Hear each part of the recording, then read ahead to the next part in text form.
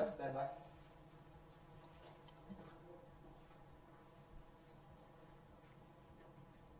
Bismillahirrahmanirrahim. Assalamualaikum warahmatullahi wabarakatuh. Sahabat, tidak terasa nih bulan Ramadan sebentar lagi di pelupuk mata kita. Sebentar lagi kita akan menjumpai bulan yang penuh kesucian dan penuh keberkahan. Dan pastinya dalam menjumpai bulan Ramadan ini kita mempersiapkan segala sesuatunya yang terbaik, karena di bulan suci Ramadan ini penuh keberkahan dan pastinya memiliki banyak manfaat terutama untuk kesehatan kita. Namun pada saat ini banyak sekali berkembang mitos-mitos yang terjadi di masyarakat, yang berkembang di masyarakat, sehingga kita akan mengupasnya lebih jauh lagi bersama dokter kita, Dr. Yana Khalida, dengan judul 7 Mitos dan Fakta Puasa Sehat Selama Bulan Ramadan. Baik, Assalamualaikum warahmatullahi wabarakatuh, dokter. Waalaikumsalam warahmatullahi wabarakatuh. Dokter, gimana nih kabarnya? Udah lama ya kita nggak berjumpa nih, dokter. Setahun ya? Iya nih, Oh, Masya Allah. Dan sekarang udah ketemu lagi sama bulan suci Ramadan ya, dokter. Iya. Terasa.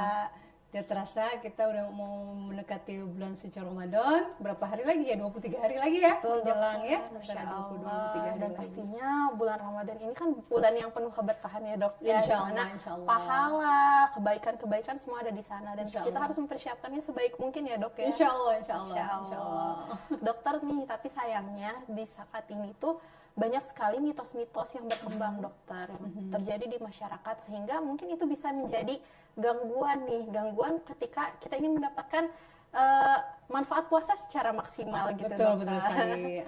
Masya Allah, nih komentar dokter gimana dengan mitos-mitos yang ada sekarang? Iya, betul sekali ya, banyak sekali ya. Ada yang bilang mitos tuh sampai ada 11, ada 7, ada cuma 3 aja mitos tentang Iya. kesehatan dan berpuasa itu. Insya Allah kita bahas 7 Betul, mitos dan 7 fakta mengenai seputar puasa puasa. sehat di bulan Ramadan. Insya Allah, Oke. insya Allah. Yang pertama nih, dok, sekarang itu banyak berkembang banget bahwa makan sahur itu tuh nggak penting, dokter. Emang Oke. benar gitu, dok? Oh, Masya Allah. Dijawab dong ya. Iya dong. Gak penting karena bentrok sama ngantuk itu. Masya Allah ya, ternyata alangkah tidak baiknya ya. Jadi mitosnya tidak perlu puasa atau boleh melewatkan sahur pada saat bulan Ramadan. Ternyata itu adalah mitos. Faktanya sahur sangatlah penting dong. Kenapa? Karena itu adalah sebagai bekal kita untuk seharian beraktivitas, Betul. bekerja seperti biasa. Betul. Karena otomatis pada saat sahur itu harus memenuhi gizinya yang seimbang Betul. dan airnya juga. Betul. Gitu. Jadi itu adalah salah jika mengatakan boleh melewatkan sahur. Yang penting misalnya makan mendekati waktu tidur misalnya. Iya. Ada yang begitu yang sempat tanya. Jadi ternyata tetap penting Tetap ya penting ya, sahur dok, itu ya. secara pendekatan kesehatannya. Wah, Masya Allah. Bahkan ada juga dirapel aja sama buka puasa gitu sahurnya, ya, dok ya. Sama aja ya, nggak sama. Ya ada yang gitu, tapi biasanya ada beberapa itu waktu makan malamnya atau sahurnya menjelang tidur. Katanya itu untuk Iya. Jadi menjelang tidur misalnya jam 10 atau jam 11, Baru makan. ya makan berat lagi. Misalnya maghrib sudah makan, Makan ternyata makan lagi berat jam 10, jam 11. Iya. Padahal jam 10, 11 itu sudah waktunya liver kita dan kandung empedu itu istirahat. Sudah waktunya detox, membuang racun. Malah dikasih makan jam segitu kan kurang baik ya fungsinya. Wah, Masya Allah. Nah, kalau untuk waktu sahurnya sendiri nih, dok, paling baik itu di jam berapa ya, dok ya? Oh ya, Masya Allah. Jadi sebenarnya waktu sahur yang terbaik itu mendekati waktu azan ya, gitu. Kenapa? Karena kalau waktu imsak itu artinya waktu untuk azan ya. Betul. Jadi pada saat kita mendekati azan, ada beberapa hadis mengatakan kurang lebih 50 ayatlah dikumandangkan. Itu adalah waktu sahur terbaik menjelang azan. Azan. Oh, Nah, Masya jadi kurang Allah. lebih 50 ayat ya. Iya. Jadi kalau tahrim itu kurang lebih 10 menitan lah. 10 15 sampai 10 menit sebelum azan. betul, betul. Paling baik ya. Itu. Kenapa? Karena di situ jamnya paru-paru kita, jam paru-paru itu jam 3 sampai jam 5 pagi ya. Jadi di situ paling baik untuk bersahur ya. Masya Allah. Insya Allah, insya Allah. Makanya ada anjurannya dok ya untuk mengakhirkan sahur gitu ya dok. Betul.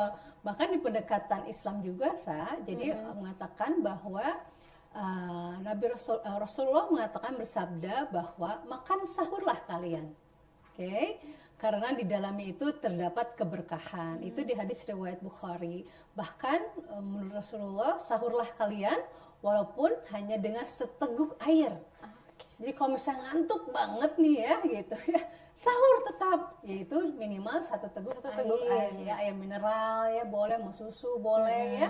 Yang penting air, karena itu sahih di Asy-Syamli. Jadi memang Rasulullah menganjurkan tetap sahur walaupun seteguk air. Karena di sahur itu ada keberkahan insyaallah. Jadi artinya keberkahan itu ada manfaatnya dong. Tidak mungkin ya Betul. Rasulullah bersabda sembarangan, karena pada saat bersabda itu ada manfaatnya ternyata sahur itu. Wah, jadi Masya Allah. mitos atau fakta? Mitos dong. Mitos dong. Mitos dong. Kita harus membiasakan untuk sahur ya dok Ya, ya. walaupun ngantuk, Walaupun cukup dengan seteguk air. seteguk air, Ingat insya cari Allah. keberkahannya ya dok Insya ya. Allah cari Berpahala, Masya keberkahannya, Allah. ya. Nah untuk selanjutnya nih ada mitos fakta mengenai nggak boleh olahraga. Katanya kalau olahraga makin lemes katanya. Lemes, makin lemes, tidur aja katanya. Karena tidur bisa ibadah, betul. Oh ya, jadi serba Nah, salah iya, ya. bener nggak dok tuh? Ya, Masya Allah ya.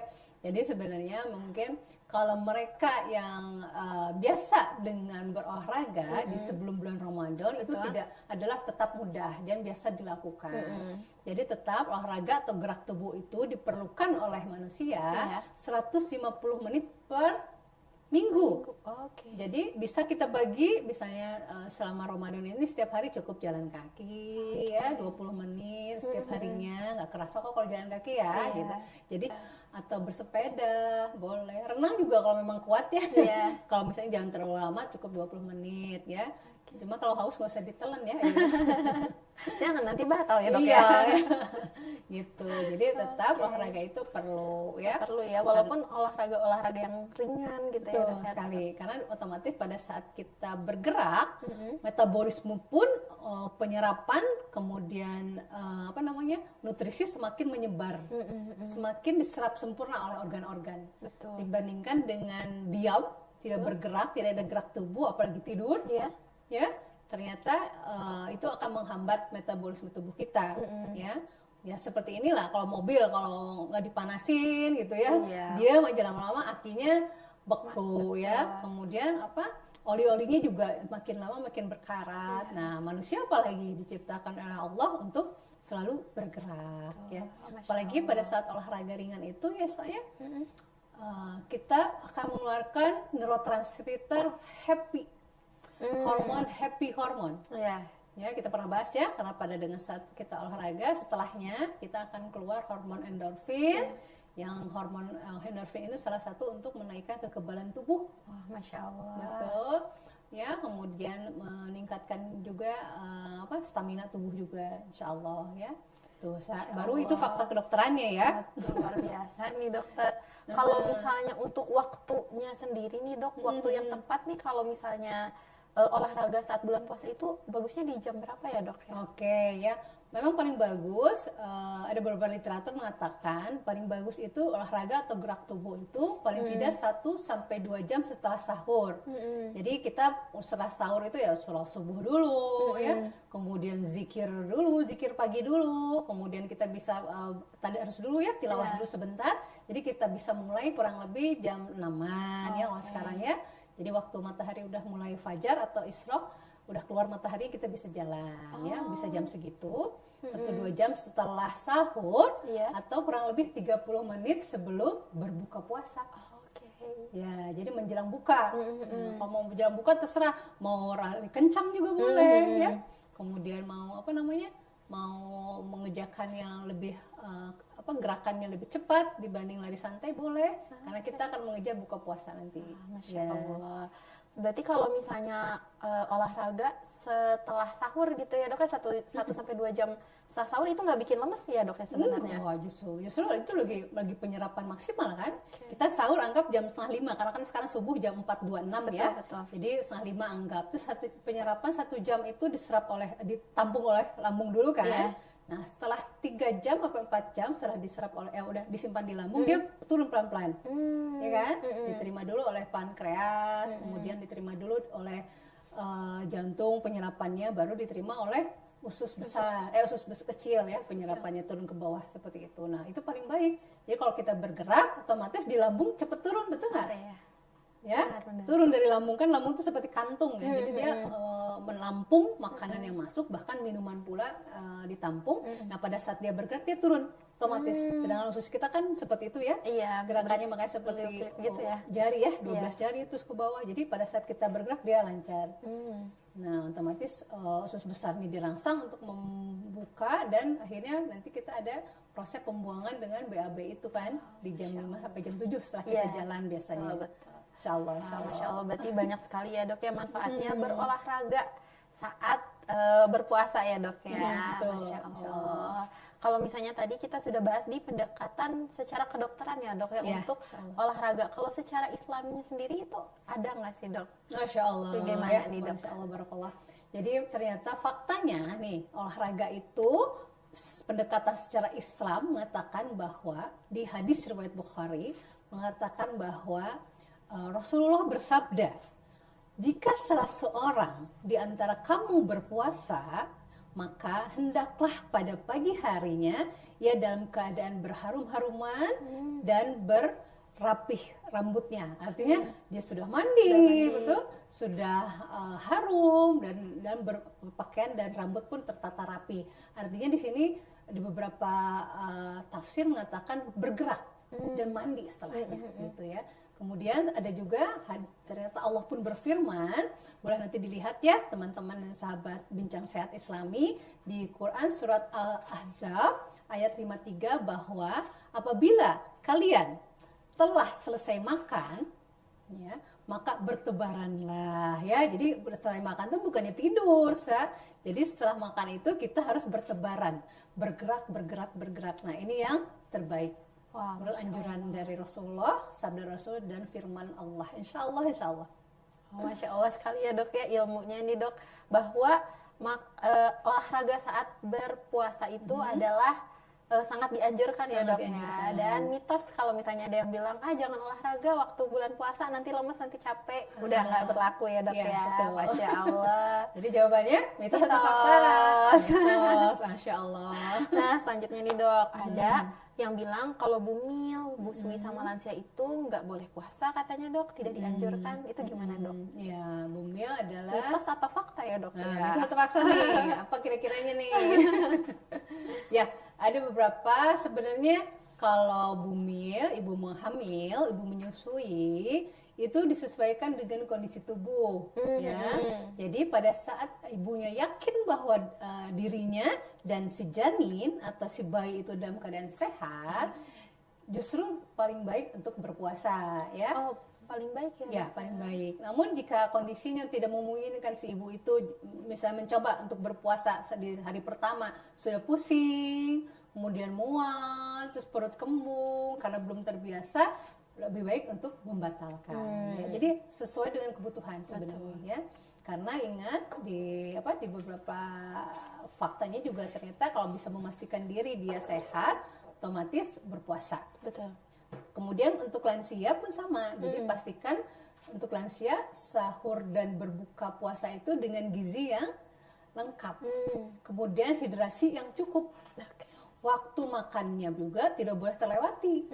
Jadi otomatis mengakhiri sahur yang tadi, ya, mendekati waktu azan, kurang lebih 50 ayat, atau mengawali berbuka, ya, karena otomatis dengan menyegerakan berbuka, rehidrasi dan makanan pun masuk dengan lebih cepat, kan ya. Nah, begitu kurang lebihnya. Wah, Masya Allah. Jadi sesuai kebutuhan ya. Betul. Karena kan Islam itu nggak memberatkan ya dok ya. Betul. Masya Allah. Kalau misalnya nih dok, untuk tadi kan kita harus mencukupi nih kayak kebutuhan hidrasinya, terus makanannya. Kalau hidrasi sendiri nih dok, kan kalau kita berpuasa tuh waktunya singkat ya dok ya, apalagi untuk bumil gitu kan, dan busui pastinya harus mendapatkan asupan hidrasi yang sangat cukup nih dok. Gimana ya membagi waktunya gitu dok? Apa Iya, ada Masya tips and Allah. trick nih Masya buat Allah, para Masya bumil Allah. sama busui di rumah? Iya betul. Jadi hidrasi itu adalah cairan yang masuk ke tubuh sesuai dengan berat badannya Sa. Betul. Jadi kalau memang si ibu menyusui ini atau ibu hamil ini berat badan contoh ya 50 kg, Iya. otomatis dia membutuhkan minimal 8 gelas atau 2 liter air. Bagaimana pembagiannya? Pembagiannya otomatis pada saat dimulai misalnya pada saat bangun tidur. Oke. Bangun tidur misalnya mempersiapkan sahur ya, begitu bangun tidur misalnya jam 3 atau jam setengah 4 gitu, langsung minum. Oke, minum 1 gelas gitu ya, segelas 200 cc atau 240 ya, 200 cc cukup ya, 250. Kemudian setelahnya kan sahur kan, nah setelah sahur otomatis sebelum makan makan minum dulu. Ya, jadi kan bangun tidur tuh jam 3 anggap ya. Mau menjelang sahur berarti 10 menit menjelang azan kan ya, 15 menit sebelum azan. Itu sebelum makan minum lagi. Iya. Oke, kemudian makan kurang lebih 10 menit, pas tahrim selesai tuh ya, anggap ya. Kemudian minum lagi. Tuh, itu udah 3 gelas tuh. Ya. Iya. Nah, nanti pas berbuka juga sama.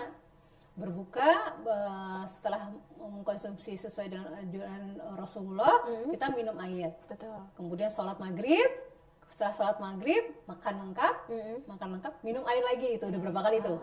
3, 4, udah 5 ya. Nah setelah itu mau sholat isya bisa minum lagi, ya udah 6. Kemudian mau tidur Minum lagi 7. ya 7. Pada saat terbangun malam hari minum lagi segelas Masya tuh. Allah. Insyaallah, Jadi, insyaallah. waktu yang singkat bukan hambatan ya dok ya, Iya, untuk insya Allah. memenuhi Tetap kebutuhan hidrasinya gizinya. tetap. Masya Allah. Nah kalau misalnya dalam Islam sendiri nih dok, pendekatan untuk bumil, busui dan lansia ini bagaimana dok? Apakah ada pembahasan khusus dalam Al-Quran atau seperti apa? Masya Allah ya. Kita coba bahas ya. Nah, ternyata pendekatan secara Islamnya Allah berfirman di Quran surat Al-Baqarah 184 Sa. Di sini mengatakan bahwa intinya maka di antara kamu ada yang sakit atau dalam perjalanan atau safar ya, berbukalah ya, maka wajiblah baginya berpuasa sebanyak hari yang ditinggalkan itu pada hari-hari lain, yaitu mengkodoknya. Jadi di sini digarisbawahi bahwa yang boleh membatalkan adalah yang sakit atau dalam perjalanan. Nah, pertanyaannya dokter sekarang, wanita hamil, wanita menyusui, dan lansia, dia orang sakit tidak? Sebenarnya bukan sih dok. Ya. Jadi kalau memang dia dalam keadaan sehat dan sudah memastikan ibu hamil menyusui ini adalah dan lansia ini sehat, prima, maka dianjurkan untuk berpuasa. Ya, kecuali tadi ya sakit, memang ada gejalanya.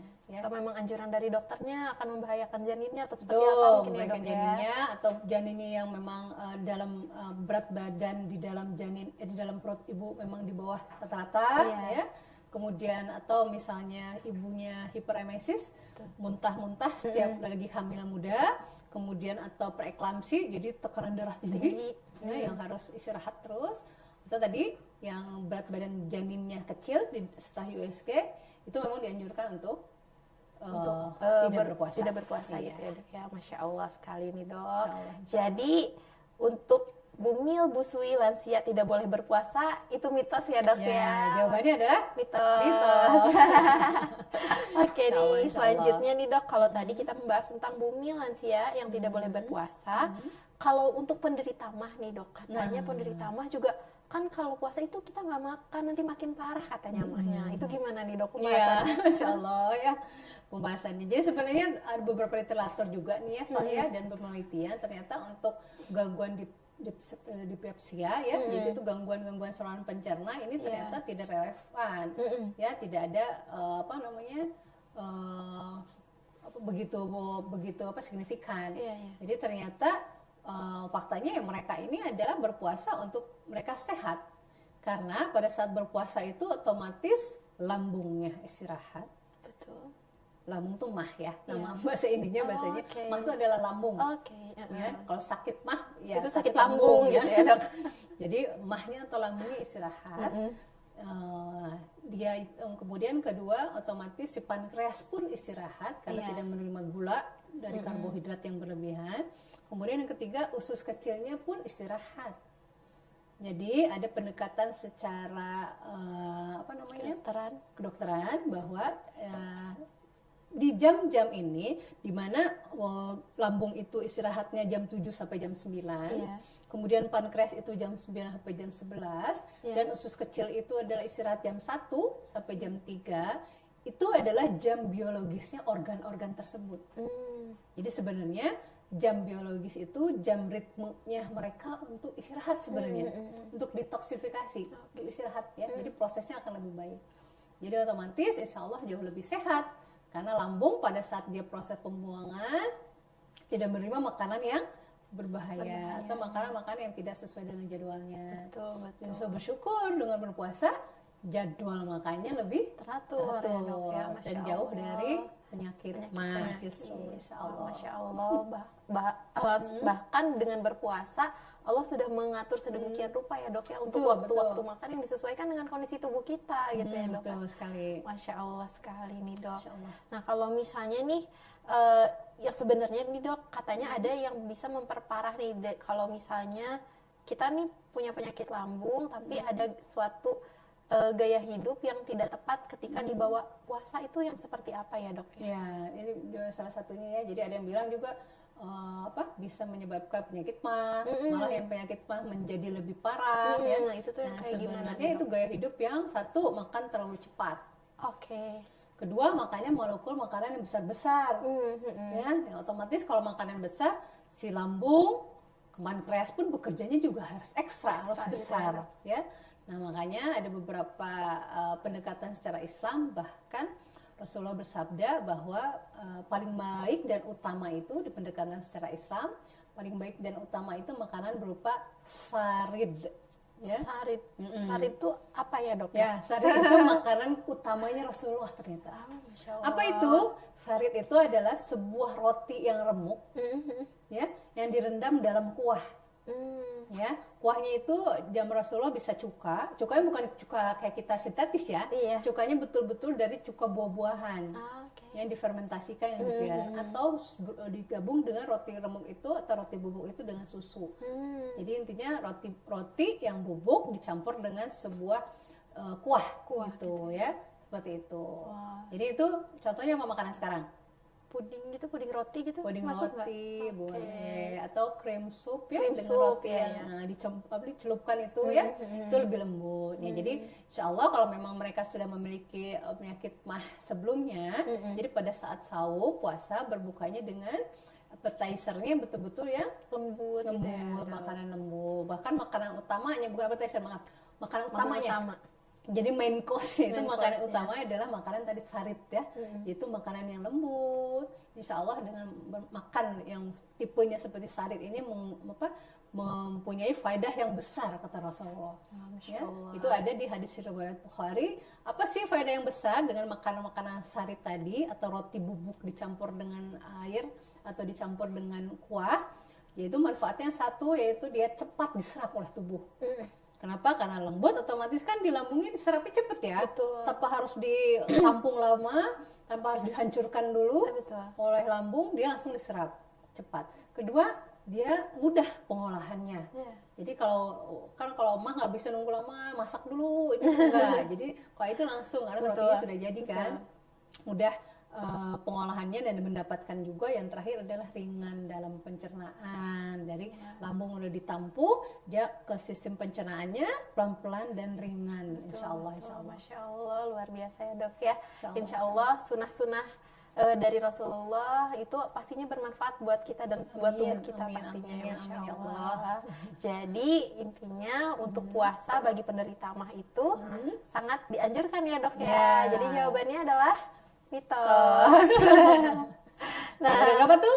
Kalau Mitos tadi faktanya? udah 4 nih, Dok. Udah 4. Sekarang yang kelima Oke. itu katanya puasa itu bisa memicu stres dan susah fokus katanya, karena nggak ada makanannya jadi nggak fokus katanya dok. Benar nggak sih dok? Ya benar. Apalagi sekarang nggak sarapan nih pagi jadi nggak Jadi fokus. bener. Kurang A titik-titik.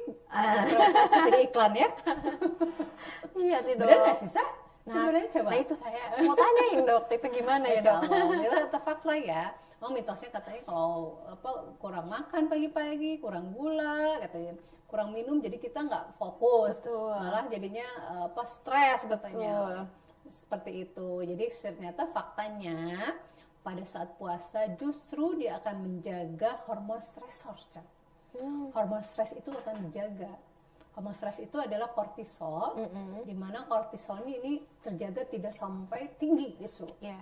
Jadi yang ada kortisol tidak keluar, yang muncul adalah serotonin, penyeimbang hormon, ya, gitu. Kemudian ternyata dengan menyeimbangkan atau menjaga kortisolnya untuk tidak tinggi dan tidak keluar, maka otomatis dia akan meningkatkan fungsi kekebalan tubuh. Oh, Masya Allah sekali ya dok. Betul, karena pada saat kita stres, kortisol muncul, itu akan menekan kekebalan tubuh kita. Ah iya, betul. Ya, jadi otomatis justru dengan berpuasa menjaga kortisol itu keluar. Kemudian apalagi ternyata dengan seperti itu, karena kita menjaga si hormon stres itu keluar, otomatis tekanan darah pun atau penyakit tensi, hipertensi itu lebih stabil pada saat berpuasa justru. Karena tadi berhubungan dengan hormon stres tadi. Ya. Kemudian dengan tekanan darah stabil, dia pun ternyata menjaga kesehatan otak. Karena kortisol itu dikeluarkan atau neurotransmitter dikeluarkan dari otak. Karena dia dijaga dan tidak keluar, otomatis menjaga kesehatan otak untuk lebih tenang, sistem sarafnya nyaman, dan otomatis meningkatkan konsentrasi dan fokus justru. Masya Allah. Ya, coba kalau banyak makan gula, yang ada ngantuk. Kebanyakan nasi, yang ada sama lemas ya. Gitu. Air pun kalau terlalu banyak sama jadinya kembung ya. Jadi harus disesuaikan. Betul, Masya Allah. Karena tubuh kita punya kapasitasnya juga ya dok, yang Betul, bisa segalanya dipaksakan. Betul, Tadi menarik nih dok, kalau misalkan dengan berpuasa itu kita hormon kortisolnya ditekan, jadi itu sangat dianjurkan ya dok, bahkan untuk penderita hipertensi. Betul. Nah, setahu Sasa nih kalau hipertensi itu kan dia harus minum obat seumur hidup gitu ya dok? Oh iya, Masya Allah. Sebenarnya kalau dengan berpuasa itu bisa menjadi obat yang alami nggak sih dok? Iya, Masya Allah. Sebenarnya kembali lagi tadi ya, penyakit hipertensi memang di beberapa pendekatan literatur bahwa harus makan obat seumur hidup. Jadi sebenarnya kalau memang tensinya udah normal, udah seimbang gitu ya, dalam waktu 3 minggu, sebulan tanpa obat, berarti artinya udah sehat ya, artinya sudah tidak usah makan obat ya, nggak usah makan obat seumur hidup. Nah, oleh karena itu maka tetap yang mereka memiliki riwayat penyakit hipertensi memang harus ada di rumahnya bukan pemicu tensi sendiri, gitu. Nah spirometer sendiri, boleh yang manual maupun digital. Paling baik nanti di tensinya sebelah kanan, karena itu jauh dari jantung ya. Jadi kalau kiri otomatis lebih tinggi karena di situlah letak jantung ya. Gitu. Jadi mungkin kalau masalah yang tadi yang hipertensi, gitu insya Allah justru lebih stabil dengan berpuasa. Insya Allah. Masya Allah. Oke nih dok, tadi kan kita udah bahas mengenai puasa dalam memicu stres di pendekatan secara kedokteran. Kalau dari segi Islamnya sendiri itu gimana dok? Apakah ada bahasan khusus dibahas dalam Al-Quran atau mungkin dalam hadis? Oh Masya Allah ya. Memang ini sebenarnya kalau masalah Al-Quran dan hadis memang ada orang yang berhak ya, paling tidak yang sepengetahuan dokter yang ada dibaca dan beberapa literatur tentang puasa menurut Islam, yaitu ada di pendekatan Islamnya, yaitu berhubungan dengan memicu stres dan susah fokus ini, yaitu Allah berfirman, ada di Quran surat ini bukan Quran surat ya, jadi ini muttafaq alaih ya, bahwa mengatakan bahwa ada 2 kebahagiaan saat Allah berfirman pada saat orang melaksanakan berpuasa, yaitu 1 kebahagiaan ketika berbuka puasa. Ya, kita bahagia dong ya, Iya. berbuka puasa bentar lagi nih, 5 menit lagi berbuka puasa nih. Ditunggu-tunggu Ya. gitu ya dok ya. Yang kedua, Allah berfirman bahwa kebahagiaan kedua adalah saat bertemu dengan Robnya. Jadi insya Allah mereka yang berpuasa dijamin oleh Allah jika memang ikhlas dan karena Allah akan bertemu dengan pencipta kita, insya Allah. Masya Jadi itu Allah. dua kebahagiaan yang luar biasa ya. Masya Allah, Saat berbuka luar puasa biasa. dan saat Saat bertemu dengan Robnya. Robnya, ya Masya Allah. Allah. Allah Luar Azza wa Jalla. biasa. Nah, Bahkan ada beberapa juga mengatakan ini sabda Rasulullah ya saya. Ini mengatakan bahwa Rasul mengatakan, nah agama Islam ini senantiasa adalah agama yang menang. Di mana agama menang ini mereka yang berpuasa selalu mengawali berbuka puasa. Ya, jadi kalau buka puasa azan langsung dibatalkan.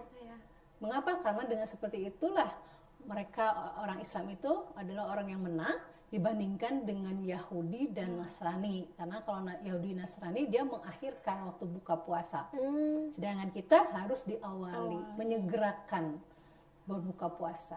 Insya Allah dengan menang itu ada hormon dopamin. betul. Dengan menang ada hormon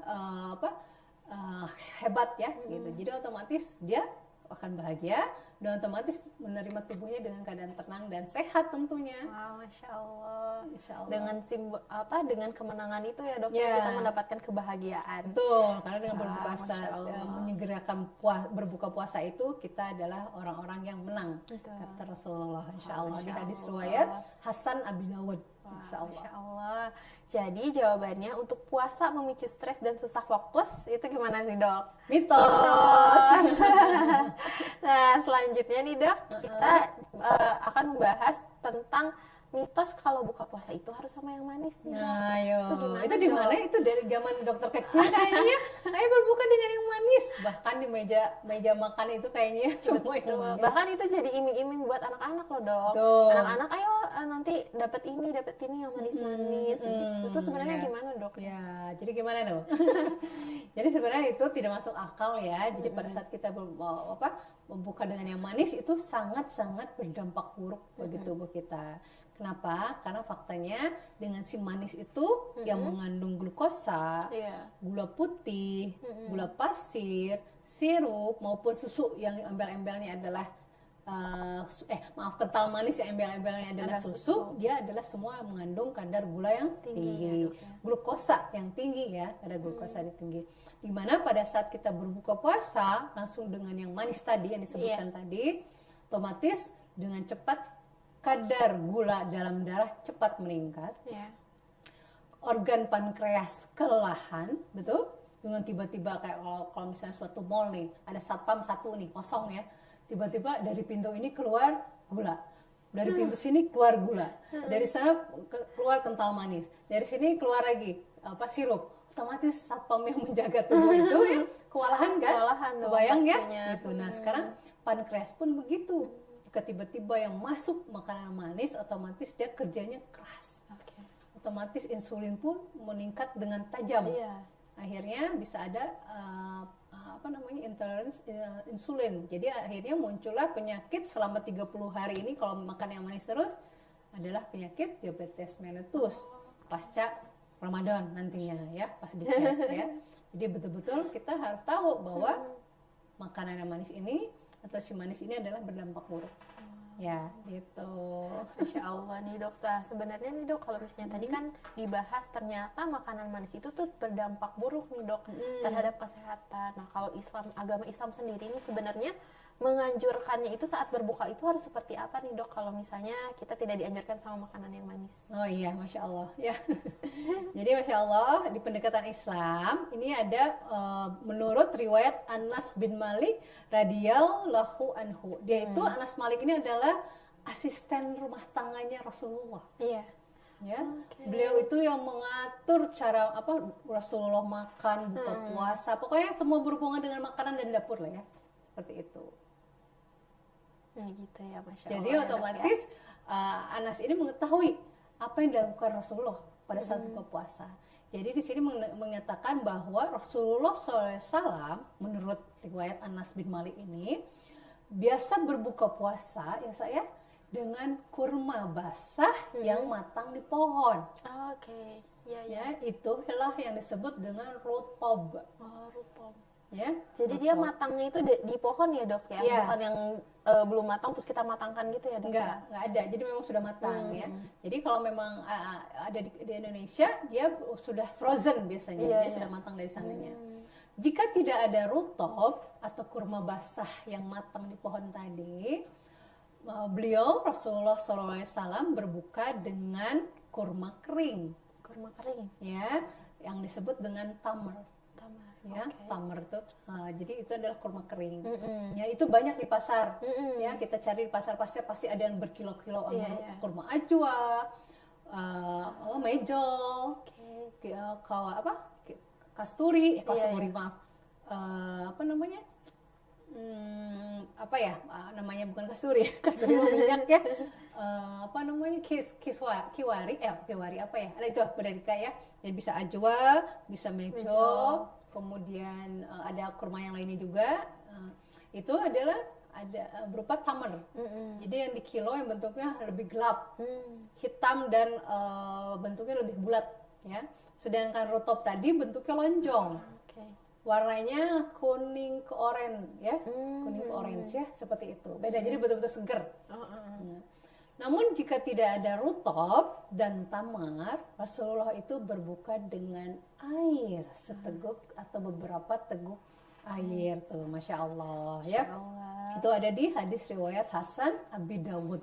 Ya, jadi memang dianjurkan secara pendekatan Islam itu manisnya bukan berupa manis-manisan berupa glukosa, Betul. tapi manis ini diambil dari buah-buahan yang mengandung kadar fruktosa. Harus Iya. dibedakan ya, fruktosa dan glukosa.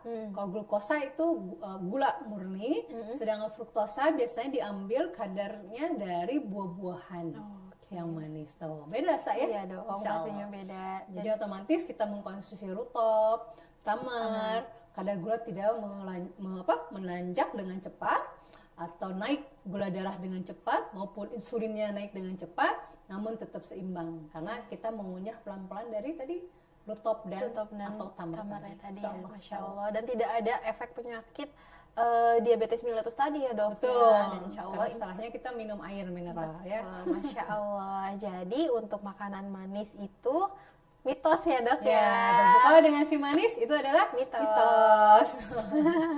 Nah, selanjutnya nih, Dok, adalah mitos bahwa kalau kita buka puasa nih boleh semua kita makan. Soalnya kan kita udah menahan diri dari makan dan minum selama berjam-jam gitu, Dok. Itu gimana sih? Masya Allah, Masya Allah ya. Jadi mitos atau fakta. Jadi ternyata tetap tubuh kita tuh ada tambung sendiri ya. Betul. Ya. Baik lambung, usus, kemudian pankreasnya juga dia ada tambung sendiri.